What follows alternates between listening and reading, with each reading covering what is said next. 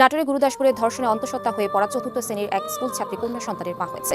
শনিবার দুপুরে গুরুদাসপুর উপজেলা স্বাস্থ্য কমপ্লেক্সে অস্ত্র পাচারের মাধ্যমে পৃথিবীর আলো দেখে ফুটফুটে কন্যা সন্তান। হ্যালো বন্ধুরা, দেখুন কিভাবে মাত্র চতুর্থ শ্রেণীর বাচ্চাকে রেপ করে তাকে বরবাদ করা হয়েছে। এই কারণেই মানুষ এতটাই নিম্নত, এতটাই খারাপ হয়ে গিয়েছেন। দেখুন, মানুষের মূল্য দিতে কেউ জানে না। মাত্র 10 বছরের বাচ্চাকে গর্ভপাত করেছেন। এমন মানুষকে তো আসলে বাঁচিয়ে রাখা ঠিক না। আমাদের দেশের অধিকাংশ মানুষ এমন জঘন্যতম কাজে লিপ্ত হয়ে গেছেন।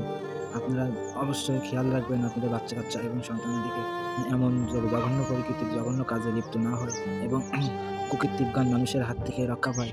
আমরা সবসময় তাদেরকে চোখে চোখে রাখার চেষ্টা করব এবং সাধারণ মানুষের সহযোগিতায় আরও কঠিনতম পদক্ষেপ নেওয়ার পরিকল্পনা করা যায় এবং প্রশাসনকে জানিয়ে এই বিষয়গুলো নিয়ে সচেতন হতে হবে এবং যত হোক মানুষের বিবেক জ্ঞানকে পরিসংখ্যান দিয়ে এগুলোকে আমি জানবো তুই কয়ে দিস তোকে একবার জবাই করতে যাবো।